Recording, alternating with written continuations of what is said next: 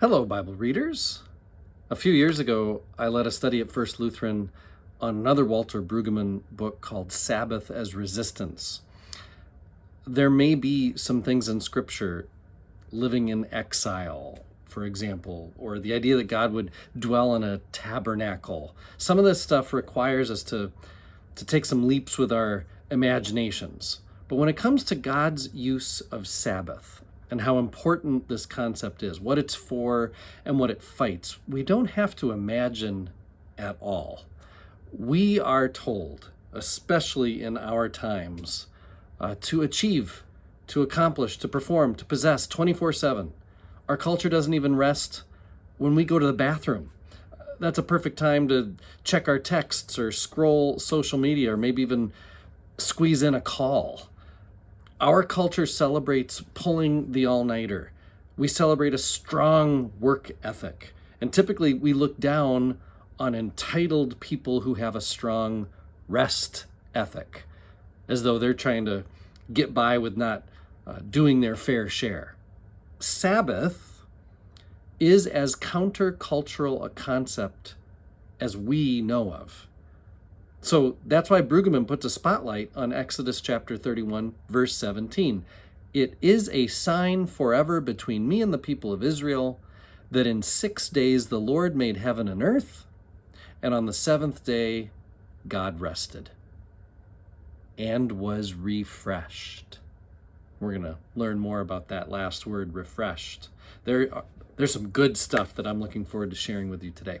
In my previous post, I mentioned that chapters 25 through 31:17, today's verse, this is the priestly material of Exodus. What I haven't mentioned is that scholars look at these chapters as though they're kind of one group of 7 speeches, and that together they constitute kind of a creation 2.0. you could say. Brueggemann says that in the exile experience of Israel, so that is when Israel's leaders were taken to Babylon in the 6th century BC, it's thought this part of Exodus we're in right now is written after the experience of that exile. With that experience fresh on the hearts and minds of the authors of this part of Exodus, the world out there, beyond their promised land, it's thought to be disordered, chaotic, scary, not good. The good order of creation that's spoken of in Genesis, you might remember everything at the last part of each day, and it was good. And then it was very good, Boker Tov, very good. So the good order of creation didn't seem anymore to be reliable or available to Israel. So that's why Brueggemann believes this priestly section of Exodus is designed not only to mimic the way Genesis lays out creation in 7 speeches reflecting 7 days, but actually wants to provide a way to re-experience creation through a liturgy led by priests, so that creation is not looked upon as chaos or bad in any way, but is experienced again as good, very good. I hope this makes sense. It's kind of a difficult concept to explain. The priests want to restore Israel's confidence in a good creation. So this section of Exodus, these 7 chapters, they get written to explain how that confidence will be regained. The priests will wear certain things to gain this confidence. They will be ordained, we know, in certain ways, all the way down to their tippy toes. Lots of details are given regarding creation 2.0 over the course of 6 speeches, just like God creates in 6 days. And then we get to the 7th speech. Guess what that speech is about? Sabbath. Just like God's 7th day of creation is a Sabbath day. Brueggemann says it is impossible to overstate how crucial is the Sabbath, because Sabbath is, 1, an interruption of Pharaoh's production mania, 2, a protest against defining life as production, and 3, an alternative to life as production. Sabbath is interruption, protest, and alternative all at the same time. And here's the other thing. Sabbath is not just some, oh, and by the way, your reward for a good week's work is to take some time off. It's not some optional, if you have the time kind of thing. It's how creation is constructed. It's just how things are built to work. Work stoppage serves to bring life, our human lives, into sync with the rhythms of creation itself. Of course, we live in creation. We can't live separate from creation, so we need to sync with the rhythms of creation itself. My grass goes dormant every winter, and not by choice. It just does. Animals obey instincts. The sea's tides come in and they go out. They don't just stay out because they didn't have time to go in. Creation does not just go, produce, grow. It also retreats and rests and gathers. And so participating in Sabbath is to participate in creation. And Brueggemann lays out three more things about Sabbath. Participating in Sabbath is, number one, a sign. It's a sacramental kind of act that points beyond itself. That's what sacraments do. So when we participate in the sacrament of Holy Communion as Christians, we are participating in something that, yes, is something, but it points to something more, something beyond itself.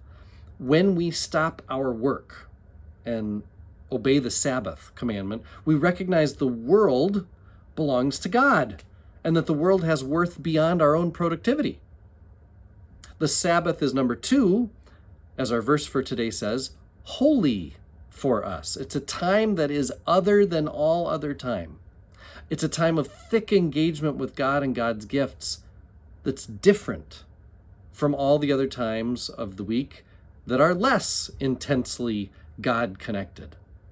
And the third thing is Sabbath is perpetual covenant. This means that for as long as we participate in the Sabbath, no matter what crazy stuff is happening in the world, exile, world war, nuclear holocaust, whatever, the truth of that claim that God created the world can't be terminated. The opposites of these claims are also true. Without Sabbath, the world is without a sign that points beyond our own productivity.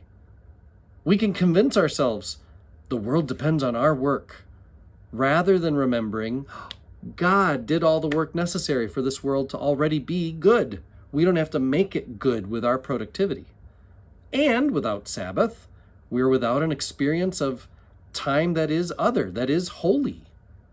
That means all time becomes the same. And we then commoditize time. Everything and everyone has worth or worthlessness. Without perpetually remaining in the covenant, we cut ourselves off from our memory that all the crazy that we experience in this world is temporary.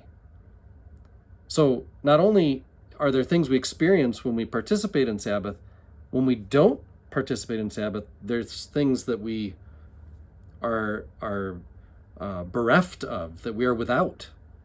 So let me say one more thing about the last part of our pivotal verse today. God rested and was, this word, refreshed. This translation doesn't get at the Hebrew intention like it could. Refreshed is nice. It makes me think of like drinking water in a desert, and that feels good. But this goes way beyond satiating hunger or quenching thirst. The original word is used only ever, really, as a noun that means an entire self, a living being. Oftentimes, this noun gets translated as person. But here, this noun person gets verbed. Personed. What would it mean to be re-personed? Instead of saying, and God was refreshed. That's what this text is claiming. God rests on the Sabbath day because God's own self is depleted and diminished by too much work in creation. We, when we rest, can experience a full repersoning, recovery of our persons, ourselves. Pharaoh so abused and exploited the slaves in Egypt that he was able to make them lose their selves. He was able to unperson them. Sabbath is a recovery program for overworked, exploited humans who endlessly work or endlessly consume. Sabbath provides an end to all that endlessness and a new beginning. Brueggemann says regimented slaves who carelessly or indifferently accept the production schedules of Pharaoh are easy to administer and will readily assent to the pyramid schemes of Pharaoh for the benefit of a few. Refreshed or repersoned is in fact a revolutionary social practice. It is refusal to accept diminishment. So, take a break. Thanks be to God. My next post is about compelling God to change in Exodus chapter 32, verses 11 to 14. I am one with my God. My God is with us, all of us, at all times and in all places.